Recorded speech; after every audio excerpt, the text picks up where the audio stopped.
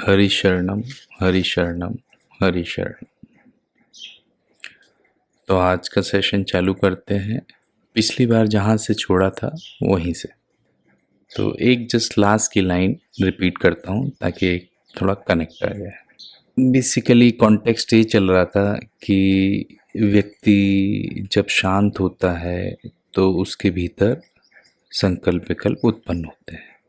तो over the period उन्हें कहीं दबाने की कोशिश करता है, डर के या लालच में आके उनमें और बटोरने की क्रेविंग और ये सब जगा लेता है।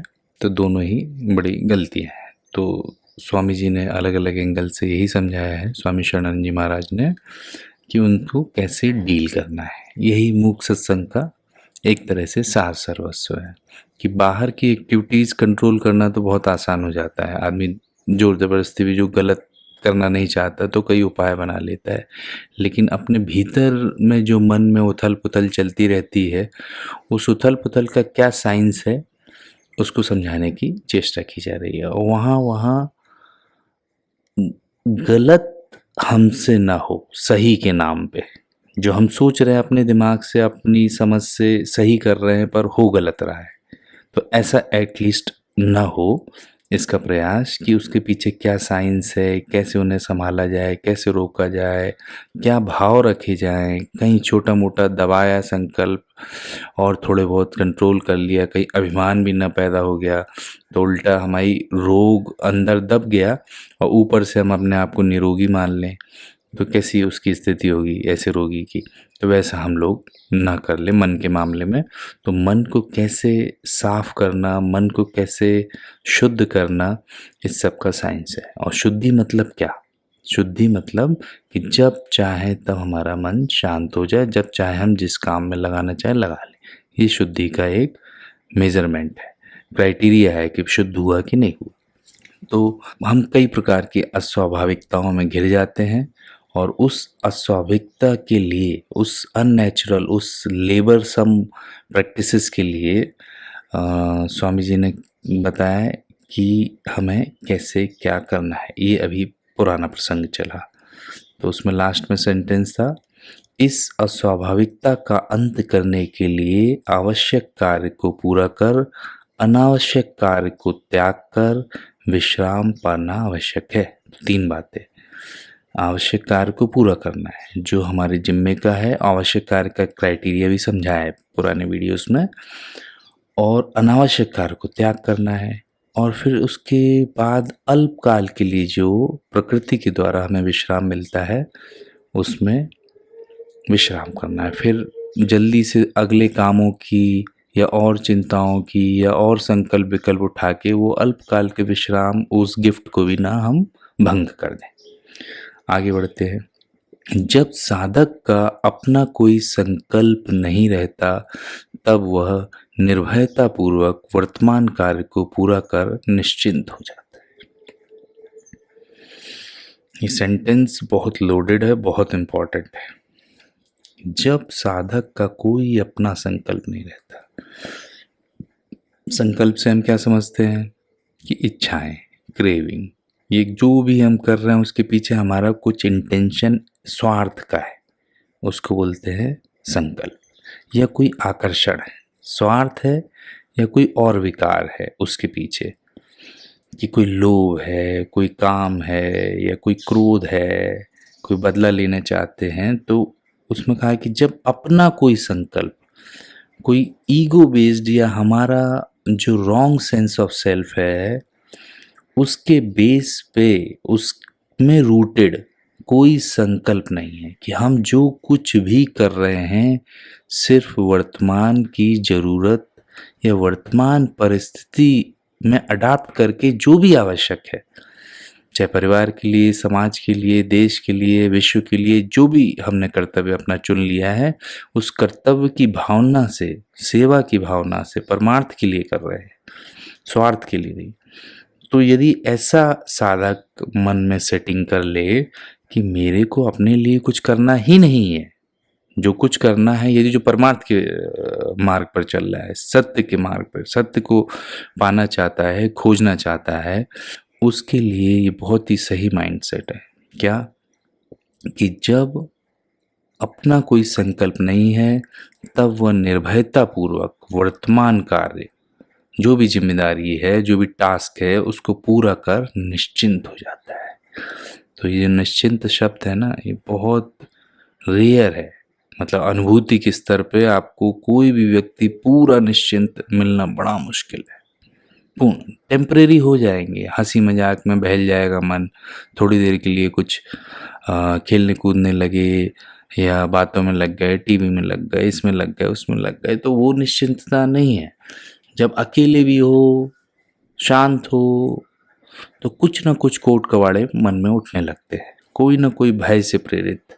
तो ये कहा जा रहा है कि काम के बाद विश्राम वाले टॉपिक है यहाँ पे। तो काम के बाद हमारे संकल्प विकल्प वास्तव में क्यों पैदा होते हैं? क्यों? क्योंकि हमारे कुछ अंदर इंटेंशंस रहते हैं। तो इंटेंशंस गलत होने से हम जैसे ही वो कार्य के बाद कुछ विश्राम काल की बेला आई थोड़ी देर, उतनी देर भी विश्राम ना लेके हमारे खोपड़ी में कुछ खुजली जाग जाती है। तो जो विश्राम काल में जो थोड़ा विश्राम मिलना चाहिए, जिस जो प्राकृतिक उपहार है, जिससे और शक्तियाँ जागेंगी हमारी और एक रेस्ट मिलेगा, रेस्ट में ही सब कुछ है, डीप रेस्ट में, तो वो ना मिल के हम खबर खबर खबर खबर लगे रहते हैं मन में। और उससे क्या होता है? Over thinking, over drain of energies, कुछ ढंग का सोच नहीं सकते, समझ नहीं सकते। तो मूल में क्या कि हमारे कुछ अपने संकल्प रहते हैं, फिर हम उसको आउटकम क्या होगा, ये क्या होगा, क्या मिलेगा, ठीक कर रहे हैं कि नहीं कर रहे हैं, बहुत तरह के द्वंद्वों में आदमी का मन, चाहे छोटे इंटेंसिटी के हों चाहे हाई इंटेंसिटी के हों, पड़ जाता है। तो ये चक्कर है। तो निश्चिंतता नहीं आ पाती है, विश्राम नहीं मिल पाता है। और निश्चिंतता क्या कह रहे हैं स्वामी जी?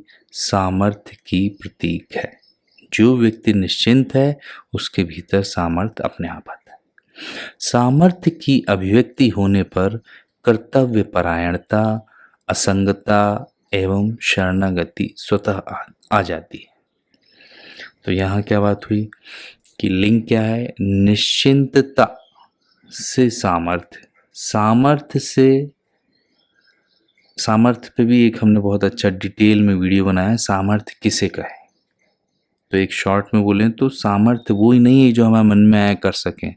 सबसे गहरा से गहरा सामर्थ्य है कि हम जिससे भी रुकना चाहें रुक सके, कि टेम्पटेशंस के चक्कर में भी ना फंसे, कोई भय से प्रेरित होकर भी काम न करें। ना कोई भय हमें हिला पाए, ना कोई लोभ हिला पाए, ना लालच हिला पाए, ना कोई काम वासना हमें घसीट पाए, उसको कहते हैं सामर्थ्य। और उस सामर्थ्य की यदि अभिव्यक्ति होती है तो कर्तव्य परायणता, मतलब जो करना चाहिए, जो विवेक के हिसाब से सही है, जो सामर्थ्य के हिसाब से सही है, उसमें डेडिकेशन, असंगता एवं शरणागति स्वतः आ जाती है। तो डेडिकेशन आ गया, असंगता किससे? आउटकम से। आदमी क्या है, काम करता है, फिर लालच जाग जाता है कि क्या मिलेगा मुझसे, तो आउटकम की परवाह नहीं, मिलता है। काम जो घटिया ढंग से कर रहे हैं उन्हें मिलता है, जो जो ढंग से करेंगे, अच्छे से करेंगे, पूरे फोर्स से करेंगे, तो वो एनर्जी, वो वेव्स यूनिवर्स में किस ढंग से जाएंगी, तो वहाँ भी धर्म काम करता है, वहाँ भी नियम है प्राकृतिक। ऐसा नहीं कि जो इतनी शुद्ध नियत से काम कर रहा है उसका कुछ फल ही नहीं हो रहा है, उसका वेस्ट जा रहा है, ऐसी बात नहीं है। पर बात यह है कि हमारा मन उनमें ना अटके, हमारा मन रिजल्ट्स में ना आसक्त हो, आउटकम में ना फंसे, कंट्रोल ना करे। तो इंटरफियरेंस है, यूनिवर्स जिस ढंग से काम करता है उसके तौर तरीके, उसके लॉज में हम कंट्रोल करने की कोशिश कर रहे हैं। हम ये ईगो बेस्ड जो एक्टिविटीज़ हैं, जो सेंस ऑफ सेल्फ हमारा ज़्यादा हावी हो जाता है हमारे ऊपर, मिथ्याभिमान है, इसके चक्कर में हम पूरा जो रिजल्ट है, जो आउटकम है, बिल्कुल तराश के अपने ही हिसाब से करना चाहते हैं, और होने वाला नहीं है, और उसी में आदमी फंसा रहता है। तो क्या है कि उसी को कहते हैं असंगता, कि असंग है, कि कुछ फर्क नहीं पड़ रहा है, कर्म के फल से असंग है। ठीक है, तो यहाँ असंगता का मतलब कर्म से असंगता नहीं, कर्म में तो कहा परायणता, कर्तव्य परायणता। दूसरी विभूति क्या हो गई? असंगता। ये संपत्ति है, साधक की संपत्तियां हैं ये, है असंगता। किस चीज से असंगता? जो रिजल्ट्स हैं, जो आसक्तियां हैं, जो मन में ऐसे विचार क्लिंगिंग वाले, इन सब से अपने आप असंगता आ जाती है। और शरणागति, एक दाय विल इज माय विल, कि जो भी रिजल्ट हो रहा है उसमें एक भला देखने की, अपना औरों का भला देखने की बुद्धि, इसको कहते हैं शरणागति।